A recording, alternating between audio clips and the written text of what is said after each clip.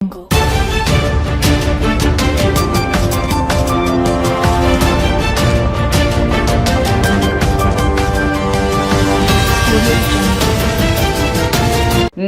आज तक 24x7 news में आपका स्वागत है और मैं हूं आपके साथ निकिता श्रीवास्तव। आइए रुक करते हैं आज तमाम बड़ी खबरों का।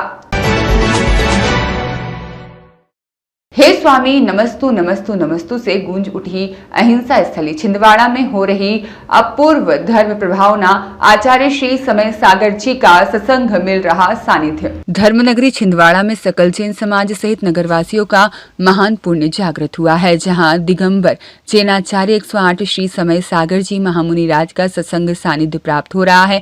मकर संक्रांति के शुभ दिन अहिंसा स्थली गोलगंज में छिंदवाड़ा जिले सहित भोपाल, नागपुर, सिवनी, जबलपुर, इंदौर आदि स्थलों से पधारे जैन बंधुओं के साथ हजारों नगरवासियों ने आचार्य श्री के श्रीमुख से मां चिंदवाणी का रसवादन किया और स्वाध्याय का महत्व जाना।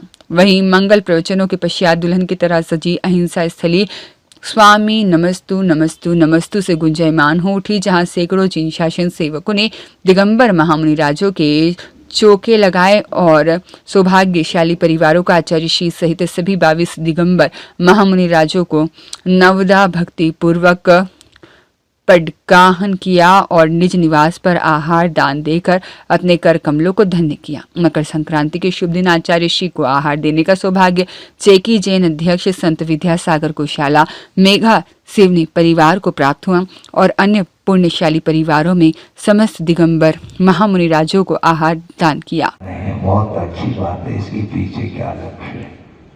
लक्ष्य होना चाहिए, निरुद्देश नहीं होता। उद्देश्य यही होता है, होना चाहिए कि जो कुछ भी धर्म की आराधना हम कर रहे हैं, इसके पीछे एक ही मात्र लक्ष्य है, कर्मों की निर्जरा, कर्म का क्षय। कर्मक्षय के उद्देश्य को लेकर के जो कुछ भी हम धार्मिक अनुष्ठान करते हैं, उसके माध्यम से हमारा पाप धुल जाता है और पुण्य संचित हो जाता है और उस पुण्य के माध्यम से ही हमारा मोक्ष मार्ग और आसान होता चला जाता है। कठिन तो है वो, मोक्ष मार्ग कठिन है। एक हाइकू या समझ लो गुरुदेव ने ये पंक्ति दी थी, हमने सुना था कि मोक्ष मार्ग जटिल तो है। सुन रहे हैं? मोक्ष मार्ग जटिल तो है किंतु कुटिल नहीं है। मोक्ष मार्ग में कुटिलाई संभव नहीं है, ध्यान रखो।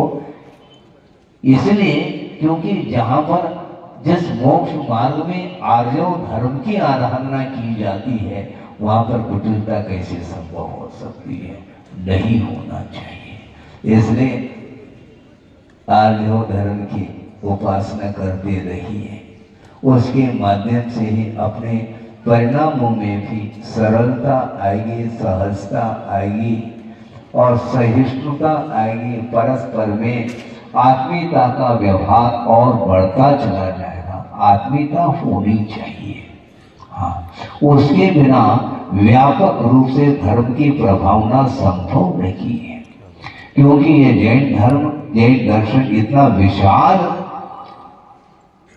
दृष्टिकोण को लेकर के अपना विषय देता है, अन्यत्र बहुत कठिन होता है। एक दूसरे के प्रति करुणा, दया, अनुग्रह का जो भाव, परोपकार का जो भाव है, यह बिना जैन दर्शन के संभव नहीं। और जैन दर्शन का ये नहीं समझना चाहिए ये जाति पर कोई धर्म है, नहीं, किंतु जिन्होंने अपने इंद्रियों को और कर्मों को जीत लिया है उसका नाम जैन है, और जिनके जो अनुयायी होते हैं उसका नाम जैन है। ये जैन धर्म की व्याख्या है।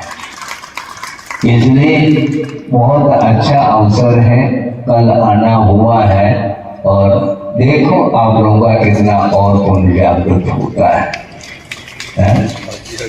अच्छा, शीत का लेना, हमें तो अभी ठंड लग नहीं रही है।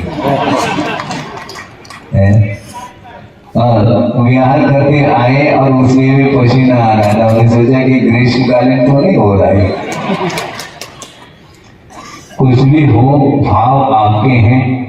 समय पर जितना होगा, समय जितना मिलना मिलेगा। बाकी हम ये कहना चाहते हैं